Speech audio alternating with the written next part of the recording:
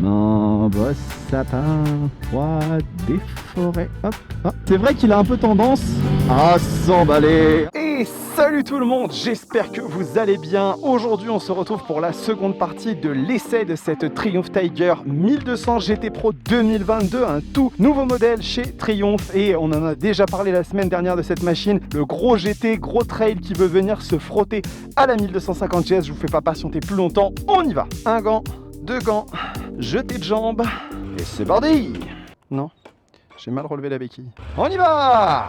Allez, on va se parler de cette Tiger en long, en large et en travers, bien évidemment. Donc là, c'est une partie entièrement dynamique, GoPro seulement. Comme vous le savez maintenant, on fait souvent ça. Comme vous le savez maintenant, on fait de la GoPro uniquement pendant les parties dynamiques de nos essais. Donc c'est parti, allez, on va voir ce que donne cette petite machine. Déjà, la position de conduite, ce que je vous avais dit la dernière fois lors de la partie statique, eh bien, cette Tiger offre une position qui est super confortable. Je suis vraiment installé comme un roi et le passager aussi, mais je vous en parlerai après de ça. Mais vraiment, on est super bien, le dos est droit, les poignets ne font pas mal. Alors, encore une fois, je vous l'avais dit, on est un peu large au niveau des poignets, des bras. C'est un bras de levier qui est très important, mais néanmoins une fois qu'on s'y habitue, ça devient très agréable. Je vais tout droit ou à droite? Moi je vais aller à droite. On s'y habitue très vite à ce bras de levier et ça donne à la machine une agilité assez confondante. Ça, c'est un modèle GT Pro, donc c'est un modèle qui est un petit peu plus lourd que la version GT. On va attendre de passer, on va attendre de passer, on va attendre de passer.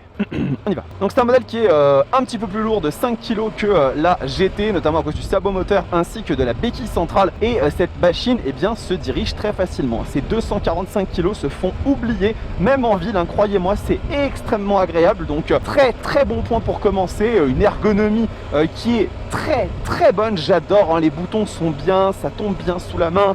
Il y en a beaucoup, par contre attention, ça fait un petit peu acné, mais tout est assez naturel. Un régulateur de vitesse, les modes, le petit joystick ici pour contrôler. Alors il est un petit peu, il y a des moments où pour appuyer c'est pas tout à fait très précis, c'est pas forcément hyper grave, mais je l'ai déjà un petit peu sanctionné sur d'autres motos, donc je le ferai aussi ici, c'est bien logique. Et globalement en fait on s'y retrouve. Alors faut quand même bien comprendre la petite danse du keyless au début, avec ce bouton là, c'est un switch qui est multifonction pour appuyer une fois pour allumer le tableau de bord. Après on peut avoir la pompe à essence qui s'enclenche ou non si on veut juste avoir l'écran allumé. C'est un petit peu complexe au début à comprendre, mais une fois qu'on maîtrise, c'est très bien. Le petit bouton warning qui est juste là, alors ça forcément, j'aurais préféré qu'il soit un poil moins accessible, non pas du tout, un poil plus accessible au contraire, parce que là je suis quand même obligé de relâcher un peu l'accélérateur pour le mettre. Bon, c'est un petit peu embêtant, mais que voulez-vous, les petits boutons de chauffe, ici j'ai le bouton de siège chauffant, poignée chauffante, bref, c'est du Triumph, ça tombe très bien sous la main, tout est très bien fini, c'est vraiment très au cordeau. Donc à ce niveau-là, pas grand-chose à dire. Les rétroviseurs, alors il y a du bon et du moins bon. Le moins bon, je le dis tout de suite, c'est leur look. Je trouve qu'ils sont un peu trop ronds pour les formes de la Tiger. J'aurais aimé quelque chose d'un poil plus effilé, d'un petit peu plus anguleux. Mais par contre, en termes de visibilité, et c'est bien pour ça qu'on veut des rétroviseurs avant tout, c'est excellent. Vraiment, ça ne vibre pas, c'est grand, ils sont bien orientables, bien réglables. Ça me tombe directement sous la main, je vois tout ce qui se passe derrière moi. Donc là, à ce niveau, c'est vraiment très bon. Et globalement, la machine, elle est très agréable à piloter, il n'y a aucun souci à ce niveau là. On va faire attention parce qu'on a un petit accident ici, donc on va y aller tout doucement. Donc très agréable au niveau de l'ergonomie, ça tombe très bien sous la main. Cet écran, on va en parler de cet écran bien évidemment. Je vous l'ai déjà dit et je le maintiens sans l'ombre d'un problème. L'écran, il vient de me dire niveau de carburant bas, on va remettre de l'essence tout à l'heure. L'écran de la Tiger et de la Speed Triple RS et de la RR est le plus bel écran que moi j'ai vu dans une moto, pas le plus technologique, ça revient à la BMW GS RRR, mais par contre en termes de look je le trouve magnifique. On peut facilement l'orienter comme ça un petit peu. Là vous voyez que je roule tout à fait à la vitesse légale bien évidemment, et voilà, vous voyez ici on peut tout à fait régler les petits paramètres, la luminosité, tout ça, ça tombe sous la main très facilement, on adore. Tout est bien évidemment très réglable, et dans les choses réglables, il y a notamment les petits modes de conduite, et ça va me permettre de vous parler du moteur, le 3 cylindres en ligne de la Speed Triple RS dégonflé à 150 chevaux, mais ça pousse bien.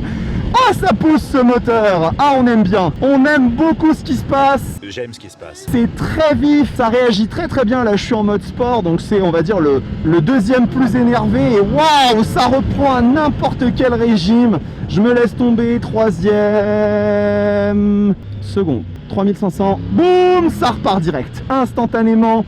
Beaucoup de coffres et à tous les niveaux on va chercher un petit peu de la longe d'un 4 cylindres en ligne, pas autant bien évidemment, mais ça nous permet quand même à 5000, à 6000 on tourne, boum, ça s'envole et ça va chercher la zone rouge avec beaucoup de plaisir. Ça c'est très important, le plaisir hein, quand on roule à moto. Donc très bien hein, ce moteur, très bien. Le shifter down 2 secondes à première, faites pas hein. Moi j'aime pas, j'ai toujours peur que ça abîme. Ça marche très bien, ça marche très bien. Et dans l'autre sens, eh bien ça marche aussi merveilleusement bien. Alors attention, il est quand même un poil rêche, ça peut faire un petit peu mal aux orteils si vous n'avez pas des chaussures un peu renforcées. Et au retour, oh là là, c'est du beurre, c'est presque du Suzuki. J'ai envie de dire Suzuki qui sont très bons sur leur shifter, et Aprilia font des shifters excellents. Celui de la Tuono était magnifique, mais globalement ça marche vraiment bien ce petit shifter up and down. Alors c'est une option qui est réservée à la version GT Pro. Ici on va pas bouder notre plaisir, mais c'est quand même dommage qu'il l'ait pas mis de série. Enfin, que voulez-vous, il faut bien quand même qu'il y ait des justifications à acheter des versions supérieures. Et c'est vrai que cette version GT Pro est quand même plutôt bien dotée avec son petit shifter up and down, ses 5 modes de conduite, son sabot moteur, sa béquille centrale, ses feux additionnels. Alors je suis désolé, je vous avais dit la semaine dernière que j'essaierais de vous filmer de nuit, mais je vais rendre la moto dans quelques minutes hein. Je suis sur la dernière journée pendant laquelle GB Motors me l'a prêté. D'ailleurs attention hein, j'ai bien pris le truc au vol. Merci encore hein, à nos amis de chez GB Motors 94 à Bonneuil qui nous prêtent eh bien cette formidable machine. Après la Speed Triple 1200 RR et RS, la Rocket 3, la Trident 660, ils nous font eh bien le plaisir et l'amitié de nous prêter cette incroyable Tiger 1200. Donc n'hésitez pas à aller les voir, Alexandre et son équipe sont super sympas, et les machines Triumph ont de quoi vous faire un petit peu tourner la tête et rêver. Il y en a pour tous les goûts. Donc qu'est-ce qu'on disait? Ah oui, cette moto elle est pas mal, le châssis est très chouette, ça se déplace très bien. Je vais juste relever ma visière 2 secondes parce que j'ai l'impression d'avoir un insecte à l'intérieur, un invité surprise non demandé. Ah non, le châssis est très bon. Regardez-moi ça se place.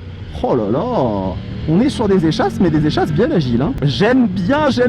Donc on a du bon châssis, on a du bon moteur qui réagit bien. Le moteur on va le tester tout à l'heure, peut-être en mode rain, en mode pluie, pour voir un peu ce que ça donne. Je vais peut-être d'ailleurs le faire tout de suite. On va aller jusqu'au bout, on va faire demi-tour, puis on va rentrer dans la ville, juste pour voir un petit peu si vraiment on sent une différence flagrante. Allez, port, pilote, rain. Et là on valide. Est-ce que c'est validé? Ça a l'air d'être validé. C'est validé. Non, j'ai réappuyé, je ne voulais pas appuyer. Voilà, donc là on se met en seconde. Oh là, je crois qu'il y a peut-être un problème avec le mode rain, parce que là il réagit un poil violemment. Alors je sais pourquoi. Bon, c'est intéressant, ça nous permet de mettre l'accent et l'évidence sur quelque chose. À mon avis, tous les modes de conduite sont personnalisables, mais réglés de base d'usine avec certaines fonctionnalités. Je pense que le précédent essayeur de la moto, eh bien l'a peut-être réglé pour qu'elle ait une réponse un petit peu plus violente en mode rain. Et on va le confirmer tout de suite parce qu'il y a un petit arrêt de bus dans pas longtemps, et on va pouvoir regarder tous ensemble si effectivement la réponse moteur du mode pluie est un peu trop élevée. Nous avons ici un ami motard qui passe avec une petite CB650R, si je ne dis pas de bêtises. Arrêtons-nous là tout de suite. Nous allons regarder immédiatement si le réglage du mode de puissance. Alors le mode de puissance, c'est dans les aides à la conduite road. Alors ça c'est quoi? C'est la map. La map elle est rain road. Ah non, pas du tout. Ah, ça pousse un peu fort quand même. Autant pour moi, mon mauvais, je me suis planté. C'est tout à fait déjà en mode rain. Alors là, pour le coup, j'avoue, c'est un poil violent.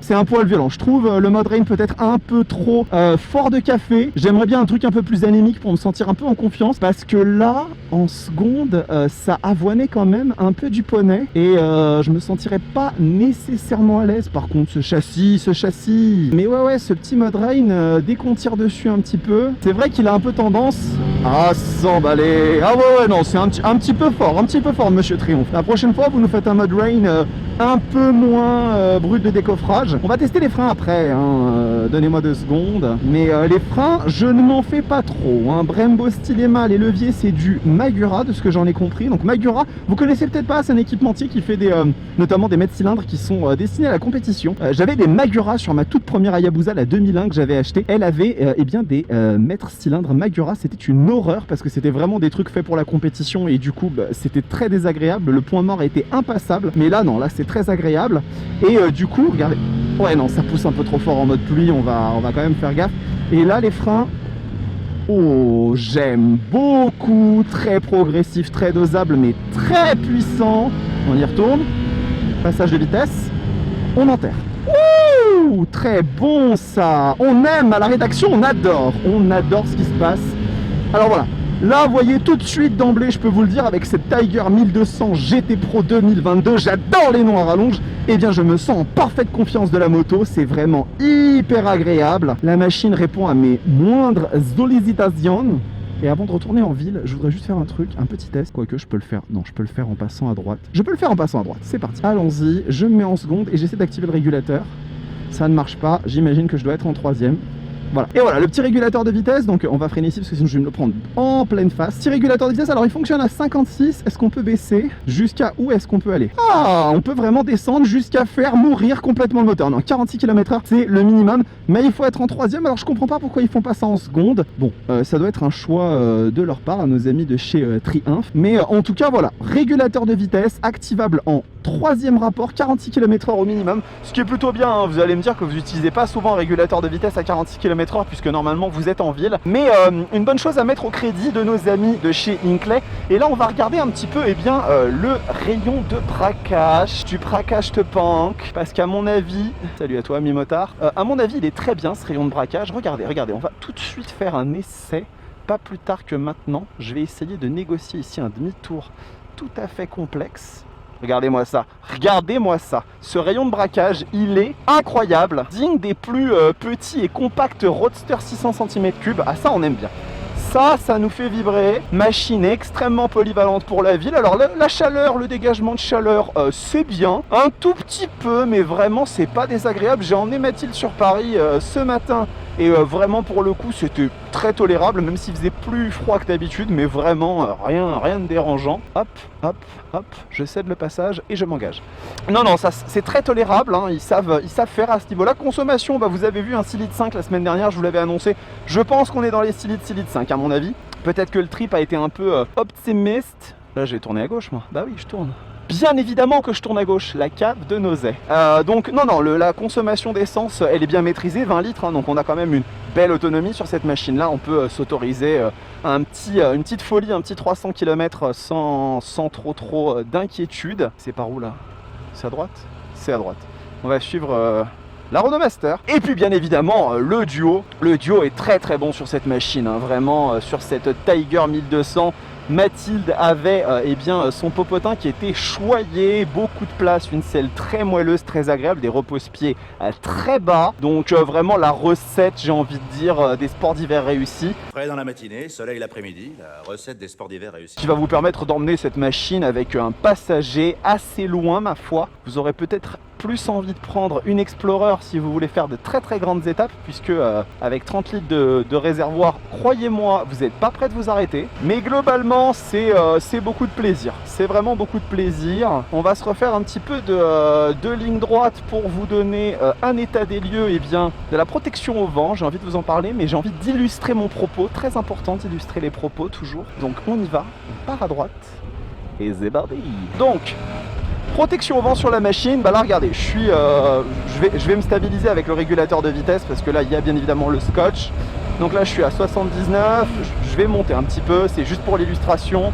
Là je suis à 90, si je mets ma visière solaire, je suis bien. À 90 km/h, je suis bien, je suis pas trop dérangé par le vent. Par contre, dès que je la relève, pour ceux qui n'ont pas de visière solaire, je me prends tout le vent dans la face. Je suis vraiment obligé de baisser ma visière pour être à l'aise parce que la machine a tendance à pas dévier l'air suffisamment si vous êtes grand, hein. Moi je fais 1m89, donc c'est un petit peu problématique. C'est pas forcément une horreur, mais sachez-le quand même, si vous faites partie des grands pilotes et que vous voulez avoir, quand je dis grand pilote, hein, je dis pas des pilotes doués, hein, je dis pilotes hauts en taille, hein, on va se calmer. Vous allez peut-être devoir opter pour une petite bulle un poil plus haute. À mon avis ça doit se trouver assez facilement dans le catalogue d'accessoires de chez Triumph ou des accessoristes tiers. Donc pensez-y, parce que voilà, par contre c'est une machine qui, pour faire quelques centaines de kilomètres en termes de position et tout, va vous régaler. Il s'agit d'une régalade. Encore une fois, vous souhaiterez peut-être prendre l'Explorer pour le côté radar de détection de radar. Ça c'est détection de radar, mais pourquoi je dis des trucs comme ça?